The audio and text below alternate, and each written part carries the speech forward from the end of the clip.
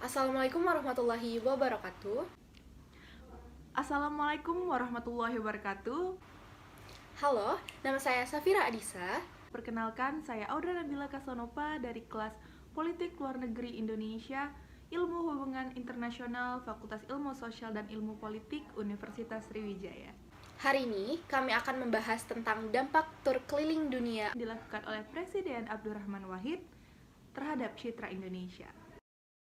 Dalam presentasi kali ini, kami membahas 4 poin. Yang pertama adalah teori konsep apa yang kami pakai untuk membedah kasus ini. Yang kedua adalah latar belakang dari Abdurrahman Wahid itu sendiri dan politik luar negerinya.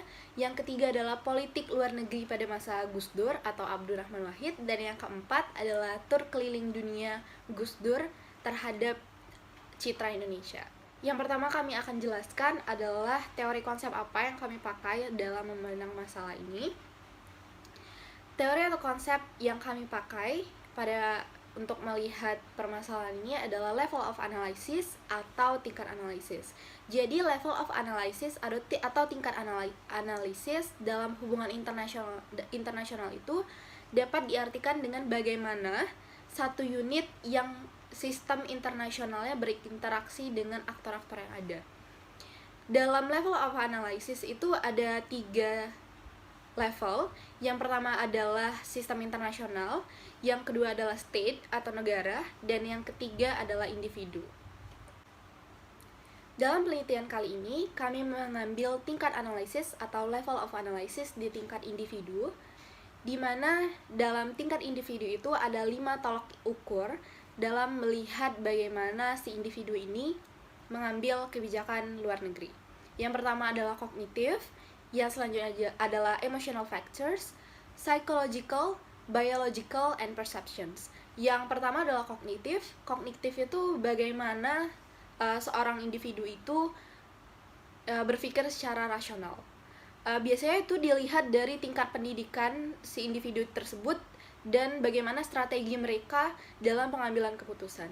Yang kedua adalah emotional factors. Dalam emotional factors ini kita bisa melihat emosi dari individu itu tersebut, bagaimana simpati mereka terhadap suatu masalah dan itu mempengaruhi kebijakan luar negeri yang diambil oleh individu.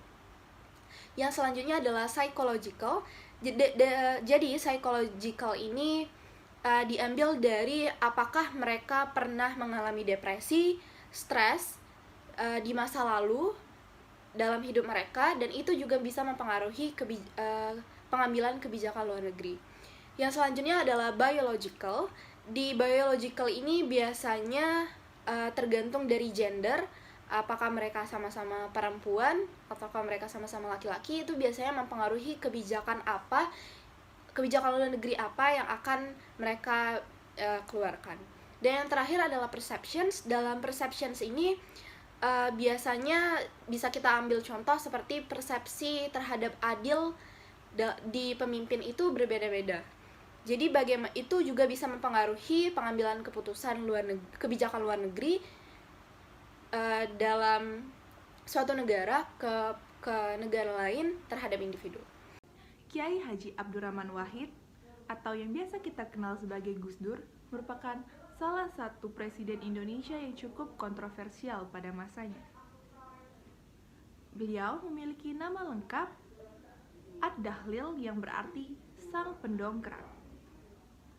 Beliau dilahirkan pada tanggal 4 Agustus 1940 di Denanyar, Jombang, Jawa Timur, di mana kental dengan latar belakang sosial dan kultur masyarakat yang beragam.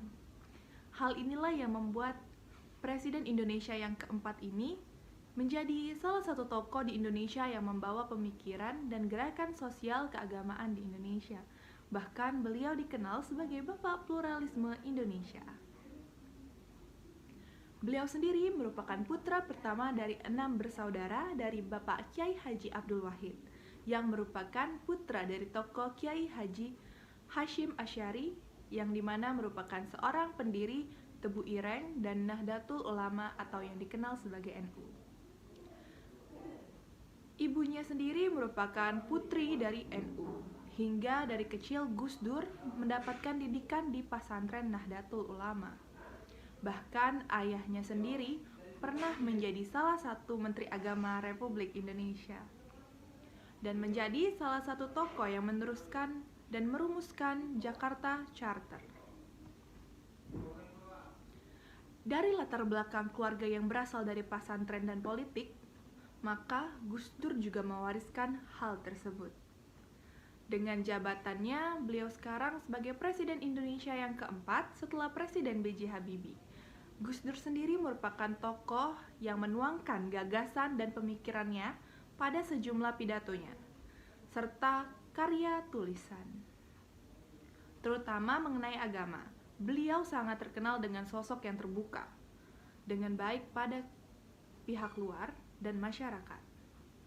Bahkan sifat beliau yang kontroversial ini dapat dilihat dari bagaimana kebijakan luar negeri yang Gus Dur lakukan terhadap Indonesia pada masa pemerintahannya.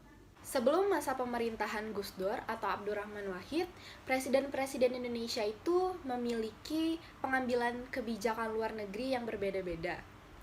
Dinamika pengambilan kebijakan politik luar negeri itu dapat kita lihat pada masa Orde Lama, Orde Baru, hingga pasca reformasi atau setelah reformasi.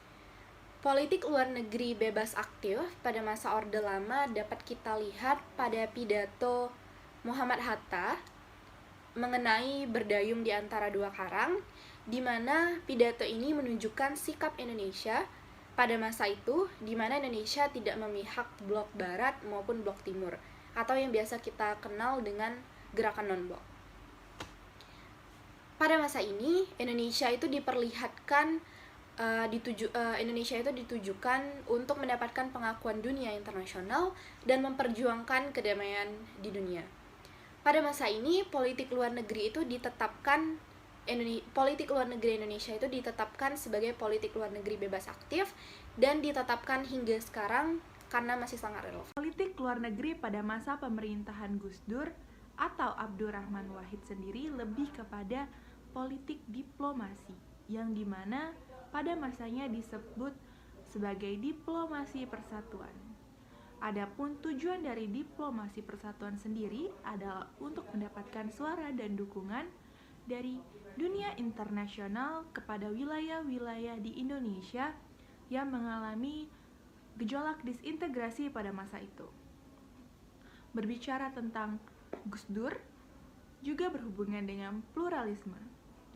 Pluralisme sendiri berasal dari bahasa Inggris, yaitu kata plural, yang artinya jamak atau banyak. Ada banyak hal dari kelompok kita yang harus diakui dalam keanekaragaman dalam masyarakat. Menurut istilah, pluralisme bukan hanya keadaan yang bersifat jamak atau banyak. Selain itu, pluralisme secara substansi mencerminkan dalam sikap untuk saling mengakui sekaligus menghargai, menghormati, memelihara, serta memperkaya keadaan yang jamak, plural, dan banyak. Gus Dur sering mengatakan bahwa yang diperjuangkan adalah nilai-nilai dengan ajaran Islam yang berwatak kultural. Yang harus dilakukan oleh kaum muslimin adalah ketika hendak mencari solusi permasalahan di negara ini, secara hukum bukan semata-mata Islam yang ingin tampil di kelembagaan politik atau mengadili serta menguasai pihak minoritas dengan caranya sendiri. Padahal kita sendiri mempunyai undang-undang yang telah diatur secara hukum yang sah. Serta kita pun memiliki Pancasila sebagai dasar negara Indonesia. Demokrasi harus berlandaskan kedaulatan hukum dan persamaan setiap warga negara dan tidak membedakan latar belakang dari setiap masyarakat, agama, ras, suku, maupun asal muasal. Demokrasi itu keadilan, kesamaan, dan kebebasan di muka hukum. Karena kita merupakan negara Pancasila dengan masyarakat yang sangat beragam, itulah esensi dari demokrasi. Di negeri kita, demokrasi belum terlalu ditegakkan, masih berupa pajangan dan kosmetik yang berada di wajah. Demokrasi harus mampu mewujudkan kesetaraan dalam masyarakat. baik yang kaya, miskin, kuat, maupun lemah. Ada 3 hal pokok demokrasi menurut Gus Dur, yaitu kebebasan, keadilan, serta musyawarah. Kebebasan adalah kebebasan individu sebagai warga negara dan hak kolektif dari setiap masyarakat. Keadilan merupakan landasan demokrasi, dalam arti terbuka peluang bagi semua komponen masyarakat untuk mengatur hidupnya sesuai kehendak masing-masing. Oleh karena itu, setiap orang mempunyai hak dan kesempatan untuk mengatur hidup dan kehidupannya karena diberi jalan yang mudah dan tidak dipersulit oleh siapapun. Seperti beberapa kasus yang terjadi pada saat Orde Baru. Pokok demokrasi yang ketiga adalah syura atau musyawarah. Artinya bentuk atau cara memelihara kebebasan dan memperjuangkan keadilan itu lewat jalur permusyawaratan. Slide selanjutnya tentang tur keliling dunia oleh Abdurrahman Wahid dan apa sih dampak yang diberikan dari tur keliling dunia oleh Abdurrahman Wahid tersebut. Jadi, posisi Indonesia itu mengalami depresi yang teramat berat ketika dipimpin oleh Presiden Abdurrahman Wahid pada tahun 1999. Ketika Indonesia itu dihadapkan tragedi kerusuhan Mei 1998, kemudian negara Timur Leste yang memerdekakan diri, dan kasus-kasus lainnya juga. Mengakibatkan Abdurrahman Wahid atau biasa dikenal Gus Dur diharuskan untuk mengembalikan citra Indonesia yang baik di mata dunia. Hal ini terbukti ketika Gus Dur lebih sering melakukan kunjungan ke luar negeri. Tercatat bahwa dalam waktu 17 hari saja, Gus Dur pernah melakukan kunjungan ke 10 negara Eropa, Asia. Hanya dalam waktu 17 hari. Walaupun hal ini seperti terkesan sebagai tur presiden, namun hal ini lebih menekankan bahwa kunjungan ke negaraan ini digunakan untuk menghadirkan citra positif bagi bangsa Indonesia dan kemudian dapat terbentuknya lagi kerjasama perekonomian dari negara-negara Eropa maupun Asia. Pada masa ini, Gus Dur berhasil meraih keberhasilan dalam sektor politik luar negeri, ialah perbaikan citra Indonesia sehingga investasi asing itu kembali mengalir membantu perekonomian Indonesia yang masih sangat susah dan terseok akibat adanya krisis masa Orde Baru. Pengelolaan konflik melalui agregasi kepentingan yang baik adalah kebanyakan keberhasilan yang dipusatkan dan dilakukan oleh Gus Dur. Namun dengan kepemimpinan yang banyak mengambil keputusan sendiri, Gus Dur tidak terlalu mencapai keberhasilan sebanyak yang dia ekspektasikan. Dalam tur keliling dunia ini, sebenarnya Gus Dur itu mempunyai tujuan untuk memulihkan citra Indonesia di mata dunia dan juga berdiplomasi untuk meminta bantuan dukungan luar negeri. Akibat ini, Gus Dur dikenal sebagai salah satu presiden Indonesia yang paling sering melakukan kunjungan luar negeri. Walaupun tujuannya memang untuk membuka jalur investasi asing di Indonesia, tapi banyak masyarakat Indonesia itu mengkritik tingkah Gus Dur ini yang ditujukan untuk Gus Dur karena dianggap merupakan tindak pemborosan. Seperti isu 3 menteri yang terlibat KKN saat Gus Dur sedang berkunjung ke Amerika Serikat, hal ini dilakukan secara spesifik dengan lontaran polemik kontroversial atau isu domestik. Saat itu, Gus Dur tampak sedang mengukur dukungan internasional terhadap pemerintahannya. Hasilnya pun cukup bagus. Pemerintahan Gus Dur yang mengukir wajah Indonesia baru, masyarakat internasional sejauh itu mendukung secara politik. Dalam kaitannya dengan rumusan politik luar negeri Indonesia melalui penyerapan aspirasi dan ekspektasi internasional. Figur Gus Dur merupakan figur yang paling pantas membawa misi tersebut.